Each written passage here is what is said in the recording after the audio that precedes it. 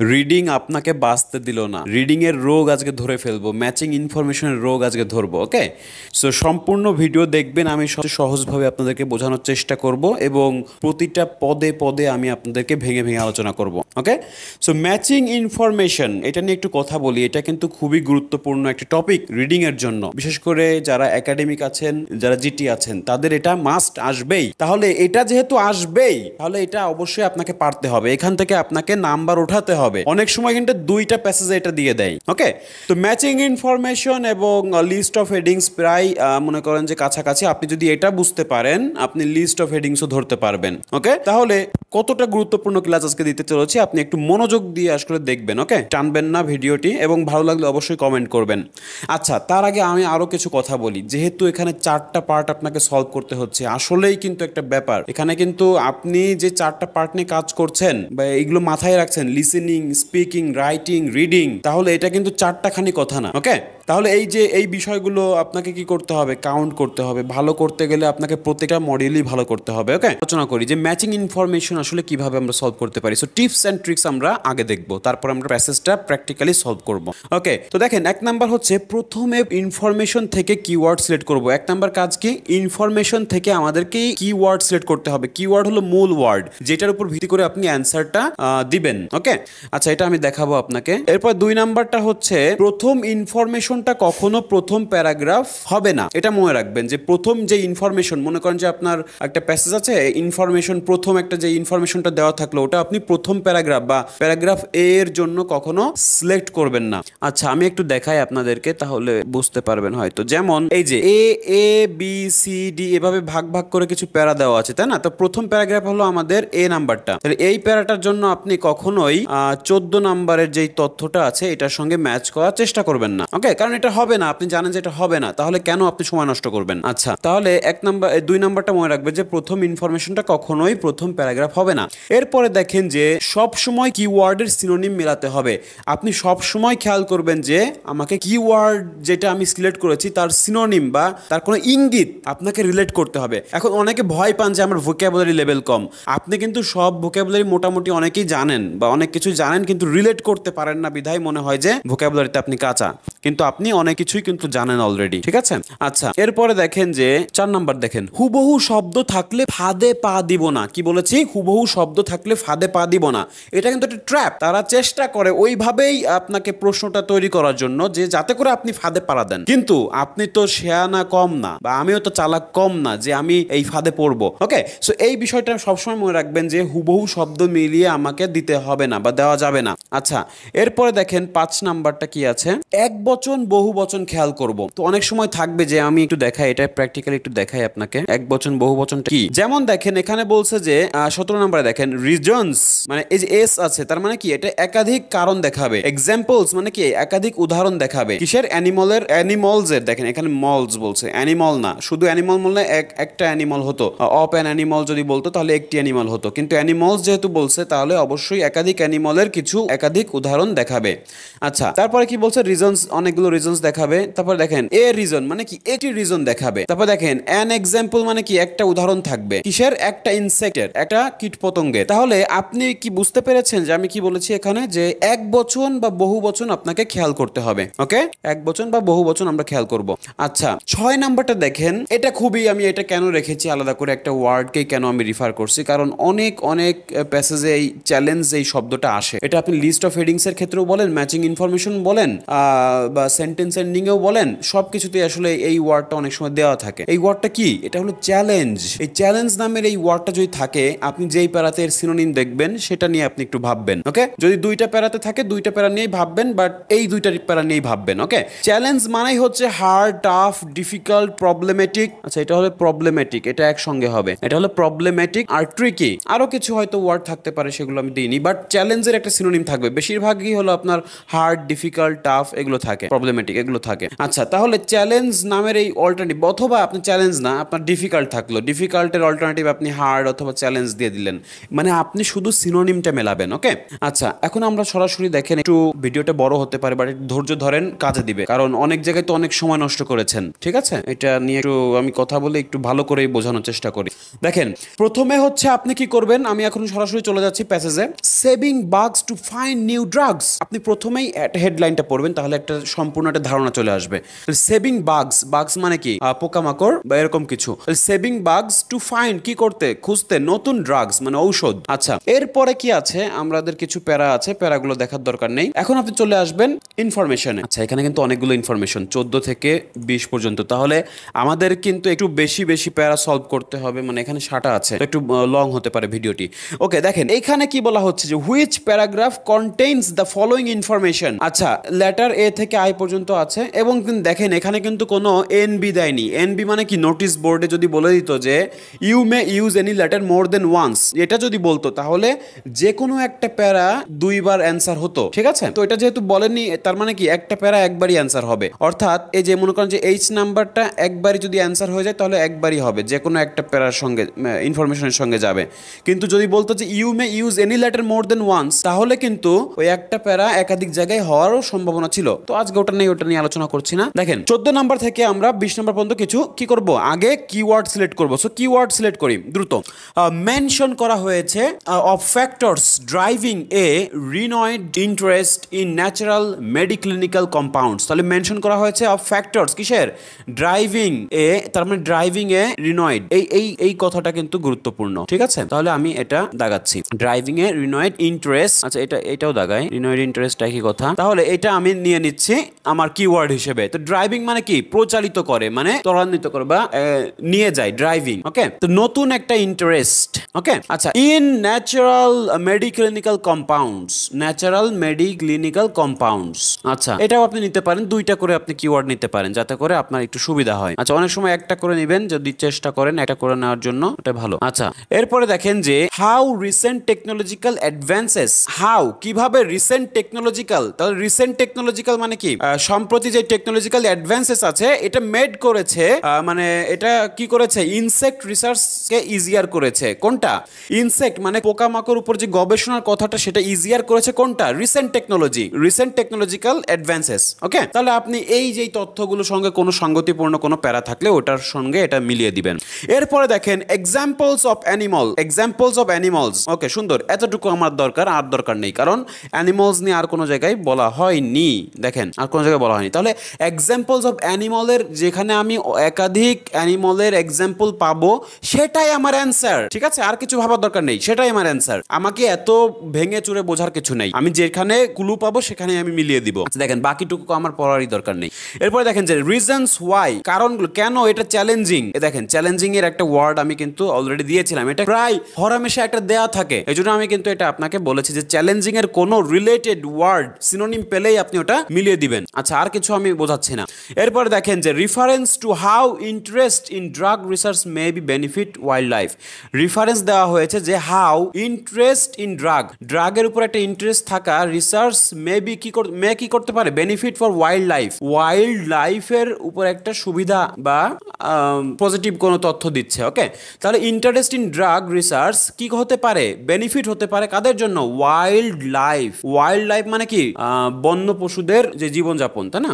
আচ্ছা, এরপরে দেখেন এর রিজনস, একটা কারণ, why nature based medicines fell out of favour for a period মানে কি, একটা সময়কাল, কিছু সময়কাল। তাহলে এইগুলো আমি নিলাম, এ রিজনস হোয়াই নেচার বেসড, তাহলে নেচার বেসড মেডিসিনটা ফেল আউট হয়ে গেছে, তার মানে নেচার বেসড মেডিসিন, নেচার প্রাকৃতিক ঔষধের উপর থেকে কি হয়েছে, ভরসা উঠে গেছে, ফেল আউট মানে সরে গিয়েছে, ফেভার ফর এ পিরিয়ড একটা সময়কাল, কিছু সময়ের জন্য কি হয়েছিল, নেচার বেসড মেডিসিন থেকে মানুষ বা কেউ কি করেছে, ফেল আউট হয়ে গেছে, মানে দূরে সরে গেছে।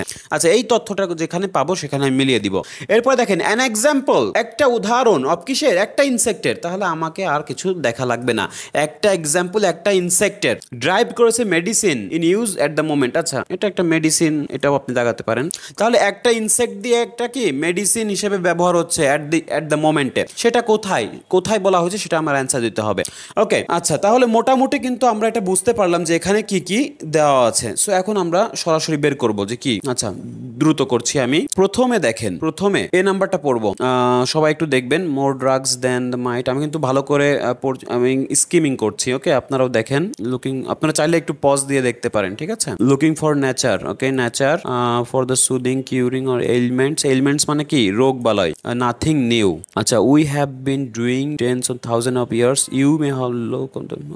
আচ্ছা, এখানে মানকিজ দেখতে পাচ্ছি। মানকিজ একটা প্রাণীর না, বানর। Themselves with toxin oozing deter the mosquitoes. কিছু মসকিউটোজ তো সবাই জানেন যে এটা মশা। শিম্পাঞ্জিস।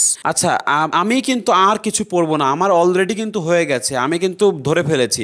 এখানে কি মানকিজ হলো আপনার কি একটা অ্যানিমল, এটাও অ্যানিমল, এটা একটা কীটপতঙ্গ। সো আমি কিন্তু একাধিক অ্যানিমলের কথা বা তথ্য কিন্তু এখানে জানতে পারছি। তাহলে আমার অ্যান্সারটা কি হবে? আমি কিন্তু অলরেডি আপনাদেরকে দেখিয়েছিলাম। আপনারা ইনশাল্লাহ এটা যদি আপনি দেখেন এখন, আপনি বুঝতে পারবেন যে এটা কোনটা অ্যান্সার হবে। আই থিঙ্ক আপনারাও এটা সিলেক্ট করবেন। আমি যেটা সিলেক্ট করব সেটা হচ্ছে কি এক্সাম্পলস অফ অ্যানিমালস, তাই তো? কারণ একাধিক এক্সাম্পল পেলাম অ্যানিমালসের, একাধিক অ্যানিমাল যেহেতু পেলাম, তাহলে আমার অ্যান্সার কি হবে? 16 নম্বরে হবে এ। সরি, আমি একটু ইংলিশে দিয়ে দিচ্ছি। 16 নাম্বার কি হবে? এ নাম্বার পেরা হবে। তাহলে আমি অ্যান্সারটা এ লিখে আসবো, 16 নম্বরে এ লিখবো, কারণ আমার এটা মিলে গেছে। 16 নম্বরের সঙ্গে প্যারাগ্রাফ এটা মিলে গেছে, ওকে? তো এইভাবে আপনারা মেলার চেষ্টা করবেন। আমি কিন্তু বেশি সময় লাগেনি, আমি জাস্ট যেহেতু আমি ওইগুলো তথ্য মাথায় ছিল, এজন্য আমি এটা পড়েই কিন্তু বুঝতে পারছি যে এখানে যেহেতু একাধিক প্রাণীর কথা বলছে, আমার অ্যান্সারটা ওটাই হবে। আচ্ছা, বি নাম্বারটা দেখেন। আর যদি কোনো কিছু পড়ে আপনি বুঝতে না পারেন বা কোনো কিছু মিলাতে না পারেন, তাহলে আপনি স্কিপ করবেন, কারণ ওই তথ্যটা ওইখানে নেই, ঠিক আছে? কারণ এখানে একাধিক প্যারাগ্রাফ আছে। আচ্ছা, science chemistry built the ancient foundation, okay? Extraction, characterization, modification and testing this natural products then a while. আচ্ছা, ফর এ হোয়াইল মানে কি? কিছু সময়ের জন্য। মডার্ন, আচ্ছা, nature design chemical compounds stress is the main cause anti promising the compounds in nature. আচ্ছা, compounds interest and producing large quantities of compounds are all significants. আচ্ছা, কিছু সময়ের জন্য কি করছে এখানে? ফোকাস করছে। প্যারামেকিউটিক্যাল সায়েন্স কি করছে? মুভড ইটস ফোকাস মুভ করেছে অ্যাওয়ে ফ্রম দ্য নেচার। তাহলে নেচার থেকে ফোকাসটা তারা সরিয়ে নিয়ে গেছে, তাই না? তাহলে ফর এ হোয়াইল কিছু সময়ের জন্য, তাহলে এই কথাটা দেখেন তো কোনটার সঙ্গে ম্যাচ করে, এটার সঙ্গে কোনটা ম্যাচ করে। আমি যদি একটু আপনার পজ দিয়ে দেখেন কোনটা ম্যাচ করে, এবং আপনি এক একটা করে বাদ দেন যে এটা হবে না, এটা হবে না, যেটা ম্যাচ করে সবচেয়ে কাছাকাছি যায় সেটাই আপনি দিবেন, ওকে? তাহলে দেখেন এখানে অবশ্যই কিন্তু আপনারা 19 নাম্বারটা সিলেক্ট করবেন, যে এর reason why nature based medicine fell out of favour for a period. For a period মানে কি? ফর এ হোয়াইল মানে কিছু সময়ের জন্য, ফর এ পিরিয়ড একই কথা। এখন nature based medicine fell out হয়েছে অফ ফেভার কিছু সময়ের জন্য, তার মানে একই কথা কিন্তু এখানে বলছে যে ফর এ হোয়াইল আমি মডার্ন সায়েন্সটাই ধরছি, মডার্ন সায়েন্সটা মুভ করেছে ইটস ফোকাস। এর ফোকাসটা কোথা থেকে সরিয়ে গেছে? অ্যাওয়ে মানে কি? দূরে চলে যাওয়া, ফ্রম নেচার থেকে। তাহলে নেচার থেকে দূরে চলে গেছে তাদের ফোকাসটা কিছু সময়ের জন্য, তার মানে এই কথাটা কিন্তু আমরা ওইখানে পেলাম, এবং তারা ল্যাবরেটরির দিকে বেশি ঝুঁকে পড়ছে, ইনটু দ্য ল্যাবরেটরি। আচ্ছা, তাহলে আমার অবশ্যই অ্যান্সারটা কি হবে? অ্যান্সার হচ্ছে এইটা 19 নাম্বার। 19 নাম্বারে আমার অ্যান্সার হবে বি। তাহলে অ্যান্সার হলো বি, আমি অ্যান্সার বি দিয়ে দিতাম, ওকে? তাহলে আমার বাকি থাকলো আরো 5টা, ওকে? এরপরে দেখেন সি নাম্বারটা দেখি আমরা। Laboratory based drug discovery. আচ্ছা, discovery has achieved varying levels of success, something which has now prompted. আচ্ছা, now prompted the development of new approaches focusing once again natural products with the ability to mind, okay? আচ্ছা, such as মানে কি? Such as মানে হলো আপনার একটা উদাহরণ দিচ্ছে, তাহলে useful compounds in nature firmly back on the map. আচ্ছা, তাহলে উদাহরণ, সাচ অ্যাজ মানে হলো উদাহরণ। যখনই উদাহরণ দিবে তাহলে আপনি এক্সাম্পলের এই তথ্যগুলো নিতে পারেন, ঠিক আছে? তাহলে কিসের উদাহরণ দিচ্ছে দেখেন, এক্সাম্পল গুলো কি কি আছে। আচ্ছা, এখানে দেখেন এক্সাম্পল অফ অ্যান ইনসেক্ট। আচ্ছা, এটা আছে, এটা হয়ে গেছে। আচ্ছা, আর কি আছে দেখেন, such as antibiotic resistance, okay? The search for useful compounds in nature firmly back on the map. আচ্ছা, নাও প্রম্পট মানে কি? প্রম্পট মানে পরিচালিত করছে, মানে ড্রাইভিং এর যে একটা তথ্য আমরা পেয়েছিলাম সেটা কিন্তু এটার সিনোনিম, ওকে? তাহলে ড্রাইভিং এর সিনোনিমটা আমি যেহেতু পেলাম, তাহলে 14 নাম্বার এখানে বলছে mention for the factors driving a renewed interest in natural medicinal compounds. আচ্ছা, তাহলে ড্রাইভিং কোথায়? এর রিনোয়েড ইন্টারেস্ট মানে নতুন বা পুনরায় যে ইন্টারেস্ট ইন কোথায়? Natural medicinal compounds. তাহলে এটা হলো সি নাম্বারের সঙ্গে যাচ্ছে। নাও প্রম্পট মানে কি? Driving the development of the new approaches focusing once again on natural products. কিসের উপরে? ন্যাচারাল ন্যাচারাল প্রোডাক্টস উপরে আবারও ফোকাস করা হচ্ছে। তাহলে পুনরায় তাহলে কি হচ্ছে নতুন, তাহলে রিনোয়েড ইন্টারেস্ট কোথায়, ন্যাচারাল মেডিকেল কম্পাউন্ডসে, তার মানে ন্যাচারাল প্রোডাক্টসে আর ন্যাচারাল প্রোডাক্টসে। তাহলে নাও প্রম্পট মানে প্রম্পট মানে হলো ড্রাইভিং এর একটা সিনোনিম আসছে। ওকে, তাহলে সি নাম্বারটা অবশ্যই কি হবে, অবশ্যই 14 নাম্বার হবে। আচ্ছা, তাহলে আমি 14 নাম্বার সি দিয়ে দিচ্ছি। এরপরে দেখেন আমি আর বেশি লেট করছি না, 14 ডি নাম্বার চলে যাচ্ছি। ডি নাম্বার দেখেন ইনসেক্টস এন্ড ডিসপিউট। ওকে, আপনারাও চাইলে একটু টাইম নিয়ে পড়তে পারেন। দেখেন অ্যানিমালস এর কথা বলছে, আপনি অ্যানিমালস দেখে আবার ওইটা দিয়ে দিয়েন না, কারণ এটা হলো আপনার হুবহু ওয়ার্ড হলো ফাদ। ঠিক আছে, আমি কিন্তু এর আগে একটা দেখিয়েছিলাম যে আপনার হুবহু শব্দ থাকলে এটা ফাদে পা দিবেন না। ওকে, তাহলে এটা আপনি এড়িয়ে যাবেন, ওইগুলো দেখার দরকার নেই। তারপরে দেখেন potential source of yet to be realised. আচ্ছা, এখানে এমন কোনো তথ্য নেই যেটা আসলে আমরা এটার ভিতরে পাচ্ছি। ওকে, তাহলে 15, 17, 18, 20 এর ভিতরে এমন কোনো তথ্য নেই যেটার সঙ্গে এটা ম্যাচ করছে। তাহলে ডি নাম্বারটা এটা হলো একটা ফাদ। ঠিক আছে, আচ্ছা ই নাম্বারটা দেখেন, from the tiny proportion of the insect that have made investigated several promising. Okay, for example একটা দেখেন একটা উদাহরণ দিচ্ছে, alloferon and antimicrobial compounds produced by blowfly larvae. আচ্ছা সুন্দর, দেখেন এখানে একটা ফ্লাই মানে কি, ফ্লাই মানে একটা কীট পতঙ্গ মাছির কথা বলা হচ্ছে। Okay, blow fly. আচ্ছা, তারপরে কি বলছে, South Korea the larvae of a few insect species are being investigated for the potent antimicrobial compounds. The mean okay, তারপর ভেনম। এরপরে দেখেন লাস্টে কি বলছে, এর পটেনশিয়াল আছে একটা ক্যান্সার ট্রিটমেন্টে, এটা পটেনশিয়াল মানে এর সম্ভাবনা আছে। তাহলে আমি দেখেন এখানে কি দেখতে পাচ্ছি, অ্যান্টিমাইক্রোবিয়াল, এটা একটা ফ্লাই কি করছে, একটা করছে, উদাহরণ দিছে। তাহলে একটা কিসের উদাহরণ, একটা কীট পতঙ্গের উদাহরণ, এবং তার থেকে কিছু ট্রিটমেন্ট, ক্যান্সারের ট্রিটমেন্টের একটা সম্ভাবনা আছে। তাহলে এই কথাটা দেখেন তো কোনটার সঙ্গে ম্যাচ করবে, আমাকে একটু পজ করে দেখতে পারেন আপনারা। দেখেন আমি বলার আগে যাতে আপনারা অ্যান্সারটা দিয়ে দেন। অবশ্যই এটা আপনারা বুঝতে পারছেন যে এটা কি হবে। দেখেন an example of an insect, একটা ইনসেক্টের একটা উদাহরণ, তাই না, এবং মেডিসিন হিসেবে এটা ব্যবহার হচ্ছে, তাই না, বা করা যেতে পারে এই মুহূর্তে। তাহলে এটা ক্যান্সারের একটা প্রতিরোধ হিসেবে কিন্তু এটা হচ্ছে। তাহলে এটা কিসের একটা উদাহরণ, কিসের উদাহরণ, একটা ইনসেক্ট, একটা মাছির একটা উদাহরণ পেয়েছি আমরা, আর মাছি হলো একটা কীট পতঙ্গ, তাই না, ইনসেক্ট। তাহলে অবশ্যই আমার ই নাম্বারটা কি হবে, ই নাম্বারের অ্যান্সারটা হবে 20। ওকে, তাহলে আমি 20 নাম্বার অ্যান্সার দিয়ে দিচ্ছি। আচ্ছা, আশা করি বুঝতে পেরেছেন, না বুঝলে আবারও একটু ব্যাককে টেনে আবার দেখবেন। আচ্ছা, এরপরে আমাদের আরো 3টা বাকি আছে, দেখি এরপরে করে ফেলি। ই শেষ, এফ নাম্বারটা দেখি। White is insect the received বায়োস্পিরিং ফার্স্টলি। আচ্ছা, এখানে একটা প্রশ্ন করেছে যে bioprospecting, why is the insect have received relatively little attention in bioprospecting. Firstly, প্রথমত there are so many insect that, okay, প্রথমত কিছু কারণ দেখাচ্ছে, তাই না। সেকেন্ড, তার মানে এখানে রিজনস দেখাচ্ছে, কারণ দেখাচ্ছে। ওকে, এটা একটা কারণ। সেকেন্ডলি আর একটা কারণ দেখাচ্ছে, ভেরি স্মল। তাহলে পটেনশিয়ালি ইউজফুল কম্পাউন্ডস। ওকে, ডিফিকাল্ট। আচ্ছা দেখেন এই যে ডিফিকাল্ট একটা শব্দ আসছে, তাই না, ডিফিকাল্ট। ওকে, তাহলে দেখেন ডিফিকাল্ট আমি কি বলেছিলাম, চ্যালেঞ্জের একটা সিনোনিম হিসেবে কিন্তু ডিফিকাল্ট ব্যবহার হয়। দেখেন আমি এটা কিন্তু আপনাকে বলেছিলাম, এটা হরহামেশাই অনেকগুলো প্যারাতে আপনারা পাবেন। সো এটা মনে রাখবেন, চ্যালেঞ্জের সিনোনিম ডিফিকাল্ট হিসেবে হয়। এবং এখানে কিছু অনেকগুলো কারণ দেখাচ্ছে। তাহলে আমি কি নিতে পারি এখানে, যে দেখেন রিজনস মানে কি, অনেকগুলো কারণ, এবং ডিফিকাল্ট মানে চ্যালেঞ্জিং। তাহলে আমি এটা অ্যান্সারটা দিয়ে দিচ্ছি। তাহলে এটার অ্যান্সার কি হবে, এফ, অবশ্যই এফ। দেখেন খুব সুন্দরভাবে ইজি করে কিভাবে আমরা মিলাতে পারি। টিপস অ্যান্ড ট্রিক্স এর আসলে আপনারা বেশি ভালো করতে পারবেন না উইদিন শর্ট টাইমে। ওকে, সো অবশ্যই বলবো যারা আসলে খুবই দুর্বল, মানে ইংলিশে খুবই কাঁচা, আপনি চাইলে আমার কাছে কোর্স করতে পারেন। ইনশাল্লাহ আমি আপনাকে মানে আমার সর্বোচ্চ দিয়ে আপনাকে হেল্প করব। ওকে, সো যারা যারা খুবই দুর্বল আমার সঙ্গে যোগাযোগ করবেন। আমার ফোন নাম্বার বা আমার কন্ট্যাক্ট নাম্বার বা কোর্স ডিটেইলস আমার ডেসক্রিপশন বক্সে দেওয়া আছে, ওখান থেকে সংগ্রহ করে, মানে ভিডিও ডেসক্রিপশন বক্সে, ওখান থেকে সংগ্রহ করে আমার সঙ্গে যোগাযোগ করতে পারেন। ইনশাল্লাহ আমি আপনাদেরকে সর্বোচ্চ হেল্প করতে পারবো। ওকে, তো যারা খুবই দুর্বল, মানে যারা দুর্বল তারা আমার সঙ্গে যোগাযোগ করবেন, আর যারা অ্যাডভান্স লেভেলের আছেন তারা ভিডিও দেখেই কিন্তু পারবেন। আচ্ছা, এখন দেখেন আপনাকে কিন্তু আসলে কি রিডিং এ কিন্তু, মানে রিডিং এবং লিসেনিং এ কিন্তু এগিয়ে থাকতে হবে। ঠিক আছে, আর স্পিকিং এন্ড রাইটিং নিয়ে ভয় পাবেন না একদম, ওটা আমি ভিন্ন উপায়ে যাব যাতে করে শর্ট টাইমে আপনাদেরকে ইমপ্রুভ করানো যায়। আচ্ছা, তো আমার কাছে আসলে অনলাইনে কোর্স করতে পারেন, যারা আসলে ঢাকার বাইরে আছেন, দূর দূরান্ত থেকে আছেন বা দেশের বাইরে আছেন, তো অনলাইনে কোর্স করতে পারেন। আচ্ছা, তাহলে আমরা নেক্সটে চলে যাই, এরপরে কি আছে, এরপরে হচ্ছে জি নাম্বারটা দেখবো।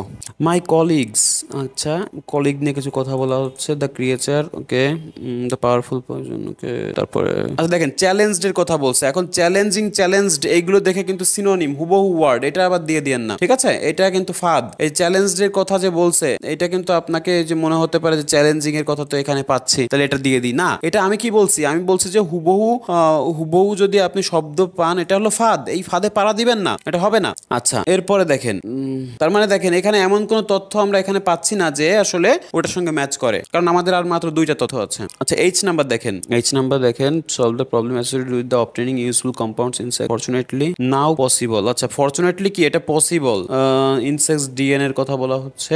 আচ্ছা দেখেন এরপরে আমাদের এখানে কি আছে, আমাদের দুইটা আছে। এখন আমি যেটা বললাম যে এটা এখন পসিবল, পসিবল মানে কি, আপনি 15 এবং 18 ভিতর যদি আপনাকে বাছাই করতে বলে আপনি কোনটা করবেন? Recent technological advances have made insect research easier, এটা দিতে হবে, কারণ যেটা ইজিয়ার করে তুলছে সেটাই তো পসিবল, তাই না? যেটা সহজতর করে তুলছে সেটাই তো পসিবল, সম্ভব, আর যেটা কঠিন কাজ সেটা তো ইম্পসিবল, তাই তো? সো এইটার একটা সিনোনিম। সো নাও মানে কি, নাও মানে হলো সাম্প্রতি বা বর্তমানে, মানে রিসেন্ট, একই কথা। নাও আর রিসেন্ট কিন্তু আপনার সিনোনিম। এই যে নাও পসিবল বলতেছে, তার মানে অতীতে এটা হতো না, এখন এটা হচ্ছে, এটাই বোঝানো হচ্ছে। তাহলে এটা কি হবে, এটা আপনি আর কিছু দেখার দরকার নেই, আপনি এটা নাও পসিবল যেহেতু বলছে, তার মানে রিসেন্ট মানে নাও, আর টেকনোলজিক্যাল অ্যাডভান্সেস এটা কি করছে, ইজিয়ার করছে, তার মানে পসিবল করছে, আচ্ছা সম্ভব করছে। তাহলে এটা হলো আমার অ্যান্সার। তাহলে এটা আমি কি দিব, কি জন্য দিচ্ছিলাম, এইচ, তাই তো, H.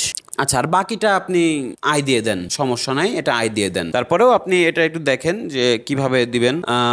prepare ourselves and medicine as much, দেখেন as much as I'd love to help develop ground breaking insect drive medicine, এটা দেখেই বোঝা যাচ্ছে। আচ্ছা আর কি আছে দেখি, have the insect say, আচ্ছা তাহলে দেখেন এই লাস্টে আপনি মনে করেন যে যেটা বাকি থাকবে সেটা দিয়ে দেবেন। এখন দেখেন ওয়াইল্ডারনেস নিয়ে কথা বলা হচ্ছে, তাহলে ওয়াইল্ডারনেস, এখন আবার এটা কিন্তু হুবহু ওয়ার্ড না, এটা ওয়াইল্ডারনেস নিয়ে বলছে, তাই না? তাহলে অবশ্যই ওইটার নিয়ে আলোচনা করা হচ্ছে, তাছাড়া আর কিছু না। এটা কিন্তু হুবহু ওয়ার্ড না, এটা ওয়াইল্ড লাইফ বলছে, ঠিক আছে? তাহলে বেনিফিট ফর ওয়াইল্ড লাইফ এর সঙ্গে কিছু সম্পর্কযুক্ত ওয়ার্ড কিন্তু আমরা এখানে পাচ্ছি। তাহলে এটা কি হবে, এটা হবে আপনার অ্যান্সার। তো আপনি এটা দিয়ে দেন, এটা হলো অ্যান্সার দিয়ে দেন, এটা হবে আই।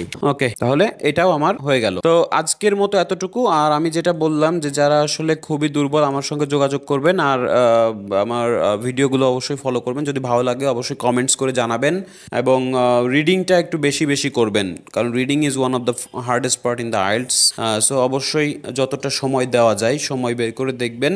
আর যারা কোনো তালগোল খুঁজে পাচ্ছেন না অবশ্যই এটা রুটিনের আওতায় চলে আসবেন। আর হচ্ছে যে নিজের উপর নিজের একটা প্রেশার ক্রিয়েট করতে হবে, বাট এতটাও না যে আপনি যেটা নিতে পারবেন না। ওকে, তো সব কিছুর একটা সিস্টেমেটিক ওয়ে আছে। সো অবশ্যই সেই ওয়েগুলো আপনাকে ফলো করতে হবে, ফাইন্ড আউট করতে হবে, মোর রিসার্চেবল হতে হবে, দেন আপনি কিন্তু সব কাজেই আপনি ভালো করতে পারবেন। ওকে, সো আপনারা অবশ্যই অনেকেই টেনশনে আছেন, ইয়ে করছেন, এক্সাম হবে, সো বেশি মাথা নষ্ট করার দরকার নেই, জাস্ট ঠান্ডা মাথায় কাজগুলো করবেন। আর আমার ভিডিওগুলো অবশ্যই শেয়ার করবেন, যদি ভালো লাগে অন্য কেউ রিকমেন্ড করবেন। Okay, thank you so much for watching the full video. আজকের মতো এতটুকু।